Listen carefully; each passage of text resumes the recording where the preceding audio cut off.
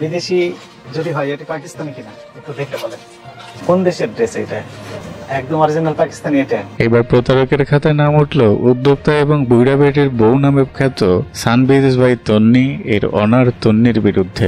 শুধু আমাকে এখন লাইভে দেখলেই বলে আপু মাদুরাই কটন দেখাও, মাদুরাই কটন। ওয়াও, এটার সালোয়ারটা দেখেই মানে আমার এত ভালো লাগতেছে। আজ সোমবার ভোক্তা অধিকার অধিদপ্তরের বিশেষ টিম তার একটি ব্রাঞ্চে সরাসরি অভিযান চালালে দেখা যায় তার দোকানের ফিজিক্যাল প্রোডাক্ট এবং অনলাইনে বিক্রি করেন তিনি, যা সবকিছুই পর্যালোচনা করলে দেখা যায় তার দোকানের কোনোই লাইসেন্স নেই এবং তিনি ক্লোথিং প্রোডাক্ট সেল করার কথা বলে পারমিশন নিলেও পাশাপাশি তিনি ঘটা করে বিক্রি করছেন বিভিন্ন কসমেটিক্স আইটেম। ট্রেড লাইসেন্স দেখলাম এই প্রতিষ্ঠানের নামে শুধু তৈরি পোশাক বিক্রেতা হিসেবে তারা ট্রেড লাইসেন্স নিয়েছে, অথচ তারা এখানে কসমেটিক্স সহ অন্যান্য পণ্য বিক্রি করছে, যার গায়ে নেই কোনো লেভেল এবং নেই কোনো অথেন্টিসিটি এর কাগজ। এ নিয়ে ভোক্তা অধিদপ্তর তন্নির সাথে যোগাযোগ করতে চাইলে তাকে কলে পাওয়া যায় না। এ নিয়ে নেট দুনিয়াতেও পড়ে গেছে হইচই। তবে কি তন্নি ভেজাল পণ্য এনে অনলাইনে বিক্রি করছে? সানবিজ বাই তন্নির প্রোডাক্টের প্রায় 90% বিক্রি হয় অনলাইনে এবং তার পেজে। ভোক্তা অধিকার অধিদপ্তর তার ব্রাঞ্চ সাময়িক সময়ের জন্য বন্ধ করে দেয়